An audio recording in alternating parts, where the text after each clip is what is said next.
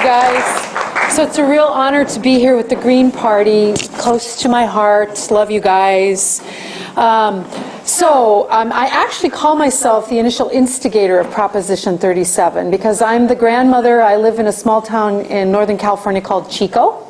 And I was a person that learned about genetically engineered foods about, I don't know, 8 or 9 years ago. I lose count because I'm getting old and Halfheimer sets in. But I originally started hearing about them and I was excited about them because I'm a little bit of a techie geek. You know, I love science fiction. I love the potential of the mind. I was a midwife, so I know a little bit enough about biology and stuff to make me a little bit dangerous, as I like to say. And I know a little bit about health and this and that. And so I thought, oh, cool, you know, because I listened to the PR, and it was like, great, you know, hybrids on steroids, you know, this sounds pretty cool. But then I started reading more, and the more I learned, the more depressed I got. And I'm not going to go into the whole story, but suffice it to say, by 2010, I was depressed about what I saw, and I could see this future where all of our food was genetically engineered, all the soil around the planet was dead, you know, everybody was allergic to the food, and it was just a big mess. But I didn't know what to do about it, because what can one grandma from a small town in Chico, California do about anything? So I got kind of catatonic about it, cried a lot. My friends got tired of listening to me. It's kind of like one of those multi-level marketer people. They'd kind of like, hi Pam, and they'd go away, that stuff. And I was pretty much bedridden with depression. Until one day in January of 2011, I literally woke up with the idea of starting a ballot initiative because I did not trust that our government would ever do anything about it. And in fact, if you investigate, if you decide to go down the rabbit hole of this topic, and it's a huge topic which covers geopolitical, environmental, health, corporate, you know, I mean, it covers the gamut, you know, human rights, everything. It's a big rabbit hole, but I just decided it was time for us and the people of California to do it. So I went home, I was on a vacation, I went home, I studied the Secretary of State's website forever, and realized I was scared to death because I had never done anything like this before. I had never really done political work. I'd always voted. I'd maybe stood on the side for a few war, you know, protests and stuff like that when it seemed important, but I was too involved in my life. And I felt, you know, I now look back and see that this happened on my watch, which is why I'm so committed to it now. But I was terrified. I had no funding, I had no knowledge, I had no experience, but I knew that this is what I had to do, and I was no longer depressed. That was the really important part. I was angry, I get frustrated, I get all sorts of things, but I wasn't depressed. So I started reaching out. I took about 6 weeks to learn. I started reaching out on Facebook on March 10th. My plan was to get in my car, so I drove around the state of California, and I call her my trusty steed, Sally. She's a 98 Toyota Camry. She now has about 334,000 miles on her. But I was in a position to be able to take off, and I did. I started talking to people in all sorts of places like this and coffee shops and stuff. We built a grassroots movement of 90 groups in different communities. I consider us like a cooperative. And we kind of just didn't go away. Most of the nonprofits were not supportive. They were not interested. They didn't want to participate. They thought it was a bad idea. They told me to go away because you will lose, is what they say, and you will kill the movement. Now what I said was, what movement? Because nothing's happening, you know, and it was just getting worse. But I promised that that it was not my intention to hurt the movement, but I said I must keep going. Eventually, a man named David Bronner from Dr. Bronner's Magical Soaps contacted me. He too originally urged me to not move forward. But then a month later, I got another note from the Organic Consumer Association saying that he was now looking at this and was supportive. So that was kind of when the campaign amped up. We started meeting with larger organizations. Nature's Path came on board. Lundberg Rice, which is an organic rice company in California. Amy's Kitchen, which is supporting your ballot initiative now. We started talking. They wrote the initiative. We gathered 971,000 signatures in 9 weeks, by the way. That was only in 9 weeks. It was between, we had paid people because we were like, we didn't have enough time, but our volunteers gathered more signatures in 1 week than all the other ballot initiatives combined their whole time. So it was pretty cool what happened, and it was a pretty magical time. We handed them in on May 2nd. We got approved by the state. Our process is a little different than yours up here. We have no provision for our legislature to look at it. It just goes directly to the ballot. And then the interesting times really started. We did really, really well until, as you might be seeing already, the commercials started. One of the things is that resistance that was there at the beginning kind of stayed for a long time amongst the other organizations, like, for instance, Greenpeace had kind of abandoned this issue long ago and wasn't involved at all. They are now involved in the United States again. Friends of the Earth, all these people I didn't even know about, but I do now, were not involved. I was told by Environmental Working Group they weren't going to support this, and they did not until the very end. Food and Water Watch tried to talk us out of it. They are now very engaged in your effort. So there was just a lot of resistance, and I feel really excited. I'll talk a little bit more about the differences that I see going on and why I believe you will win here. But we overcame a lot of resistance.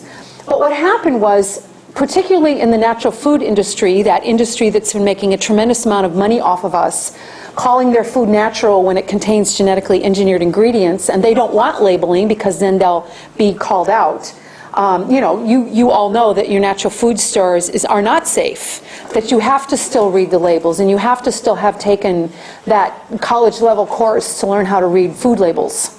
Because of all the hidden ingredients, or the vitamin A and the vitamin E and the ascorbic acid and the this and the that are all made out of probably GMO corn, or the fact that your supplements contain a lot of genetically engineered ingredients.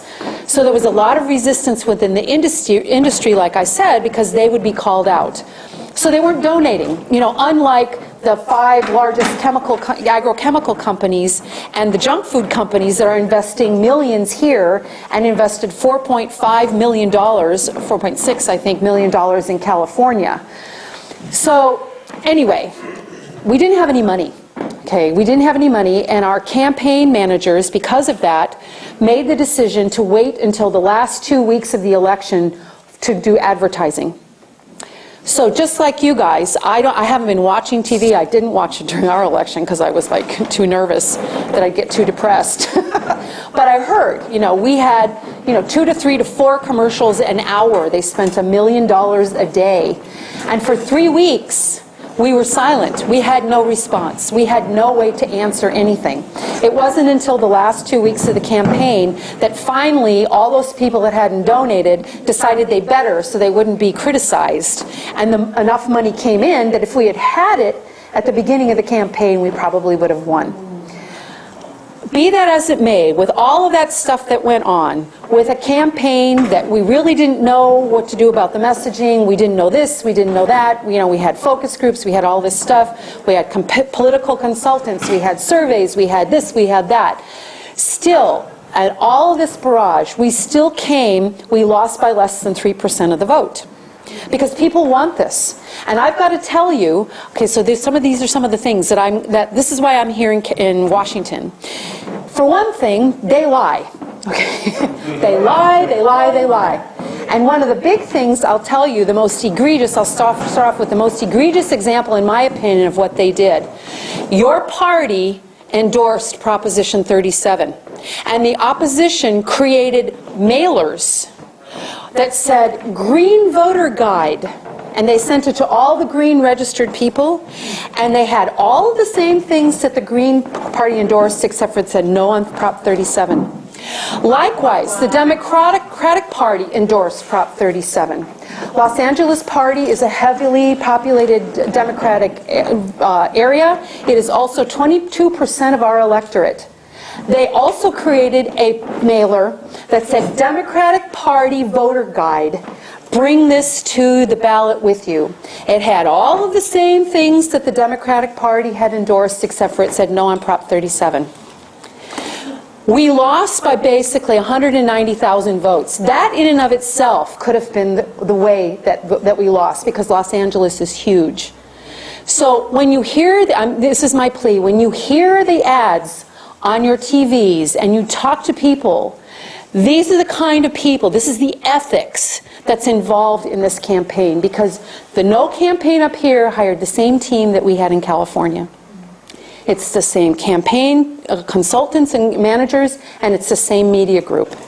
And you're already getting the same commercials. I mean, I looked at the website. It's like, oh, yep, repeat. They just cut and pasted.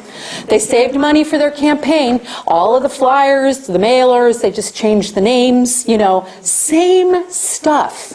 It's just, it's like, having never been involved in politics, I'm just like appalled at what they can get away with.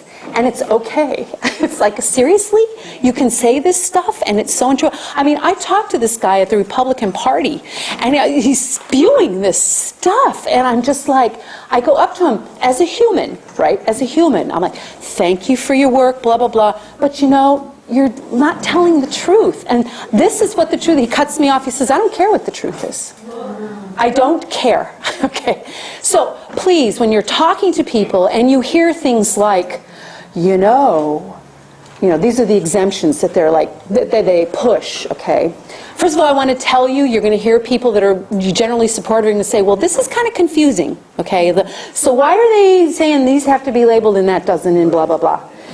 The first thing you have to know about is our food system is a bloody mess, okay? You've got some departments, the USDA controls meat and egg products. They don't even call it like me, it's products, you know. Then you've got the FDA that controls all the stuff in the packages and the things that are grown in fields. And then you have the alcohol, you know, which comes under a completely different group, which is the food, alcohol, you know, alcohol, tobacco, and firearms, like somehow they go together. Okay, so you're going to hear things like this. You're going to hear, well, your soy milk has to be labeled, but your regular milk doesn't, okay? So let me tell you about that. Soy milk is made out of soybeans, which are 93% genetically engineered, okay? Cows are not genetically engineered yet, okay? They are in the works, okay? But they're not genetically engineered yet. As you may or may not know, states have a law that when you do a ballot initiative, it can only be about one issue. Something that is genetically engineered itself is not the same as something that eats genetically engineered stuff. Although we can probably say that when we are what we eat, legally those are two separate things to talk about. So your law, like our law in California, is about things that are genetically engineered. So when the salmon that is poised to be on the market, everybody knows about genetically engineered salmon that's coming. It's two different kinds. It's like they have one Atlantic salmon that's got the DNA of a Chinook salmon that has extra hormones, and then they put in the genes of an ocean pout, which is an eel-like fish-ish thing that turns the hormone thing on so that the fish has constantly got this growth hormone thing, so it grows 4 times the size that it normally would. And like, what would that do to us? But anyway, it's being deregulated as an animal drug through the FDA, okay? That will be labeled because the animal itself is genetically engineered. When the cow that's being crossed with human genes to create milk that is more like breast milk, that's being developed in China, is on the market here, that will be genetically engineered. But so far, if we want to label cows or pigs or chickens that eat genetically engineered silage and other foods, we're going to have to do another ballot initiative, which we're already working on, creating.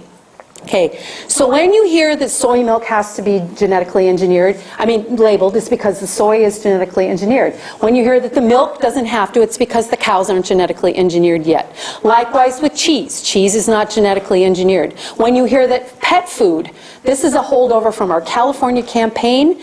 Our definition of food includes pet food. From what I can see from your definition of food legally, yours does not. It says things consumed by people. But they're bringing that up there because that was the biggest thing that confused everybody. It's like they had this guy, you know, out in his, you know, yard with, looked like he was doing a barbecue with a little thing on. He'd go, well, my dog food's going to have to be labeled, but my steak won't. Okay, well, animal food has, I mean, pet food, if you buy it, has soy and corn. The meat, again, because the cows are not genetically engineered, the meat in the dog food won't have to be labeled, nor would the steak. Okay, I know it's confusing, but like again, we've got a messed up food system. What can I say? We have to start somewhere. This is a great beginning. And it's a really important one because it lays the groundwork for the whole country. Anyway, so going on. Other things you're going to hear. Well, apple juice has to be labeled, but beer and wine does not. Isn't this confusing and arbitrary? No, it's not, because apples are one of the next vegetable or fruit thingies that are in line to be genetically engineered yet. Next. They're up. They've been close to approved. It's called the non-browning or Botox apple. Okay, and what I say when I hear you know, the agrochemical companies say, we need these things to feed the world, I say, what starving child cares about a browning apple? Okay, this is totally a ploy by the junk food companies that want kids, you know, parents to buy their kids the sliced apples so they look pretty so the kids will eat them. We don't need non-browning apples, but they will have to be labeled because they're genetically engineered. You've also got a big apple industry here, so you've got something to protect here and something to think about. And my understanding is that a lot of the apple farmers are really concerned about this.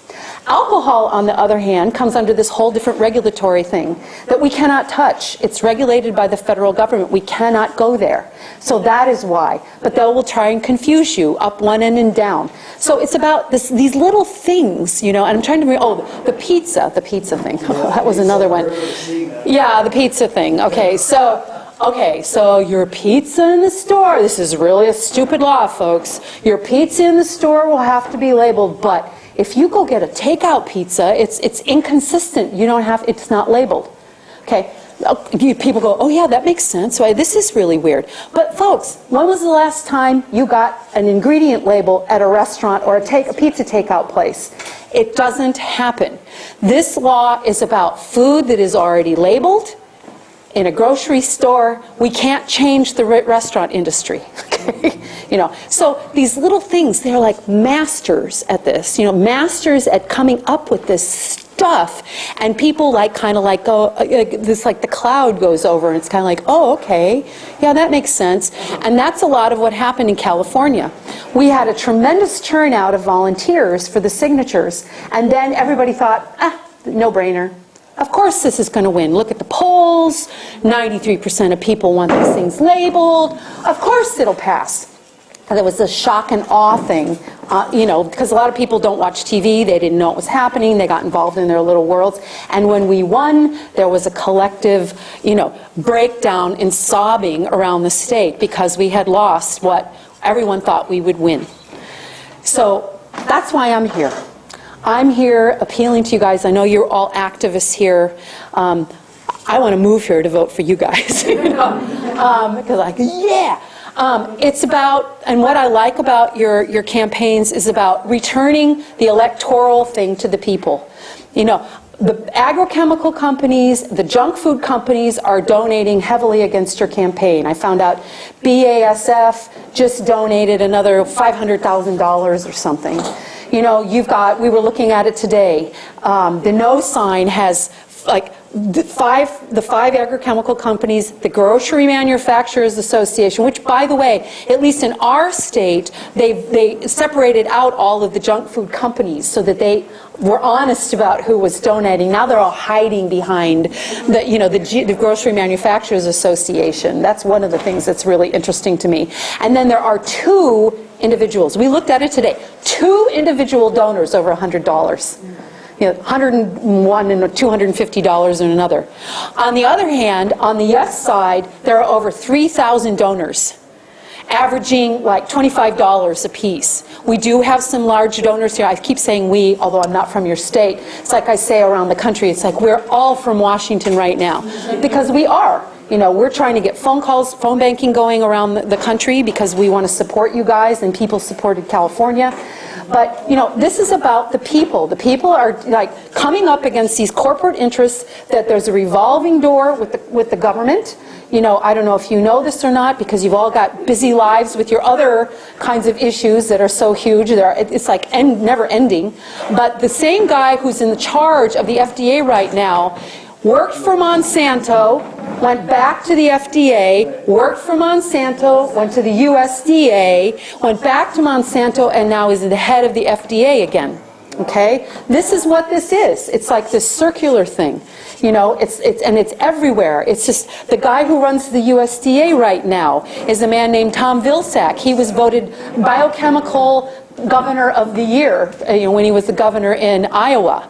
So there's this huge, this industry, the agrochemical industry, is the only thing that keeps this economy afloat. So they're going into Africa, you know, they're pushing everywhere. Like I said, it's a huge issue. I could just go on and on about all the different stuff. It's about seed sovereignty. I love how we're coming together. It's been such a delight to be in this state and see groups and people excited and, you know, creating songs and art and all sorts of really cool stuff like they did in California, and seeing people like in California, our volunteers were about 85% women who had never worked on a political campaign in their lives before, and they continue to be active and going and visiting their elected officials. We have not stopped in California. We're on it. A lot of people say, like, I was on the radio yesterday and the guy goes, well, you know, Prop 37 failed, and I'm like, hey, you know what, I don't like that word, you know, because the truth is we sparked, you know, somebody was saying, oh, you were saying that it was, you started last year. I was getting phone calls from people in Port Townsend in 2011 when I started, within a couple of months, you know, and the word spread around the country, and people, you know, that don't do ballot initiatives started doing legislative efforts. I don't know if you know this, but both Connecticut and Maine have enacted labeling laws now. They have trigger clauses, which means that they have to get 5 other states to also do labeling laws, with an aggregate population of 20 million, and one of the states bordering them, because they're going to get sued, they're afraid, you know, they don't want to have to carry it for the country, so they want friends, you know, because we all got to work together, you know. So that happened. We've got New York and New Hampshire and, golly, you know, Pennsylvania and Florida. I just heard, you know, Oregon's going to do a ballot initiative next year. Colorado, Illinois are doing ballot initiatives. There's efforts for legislation in, like, there's 36 of us involved in a coalition. So this really is about sparking a food revolution in our country that not only addresses food issues, but is also corporate issues. So I could go on and on, but I really, really like to answer questions, because I'd like to be answering what you want to hear about rather than my bleh. Okay. Any questions?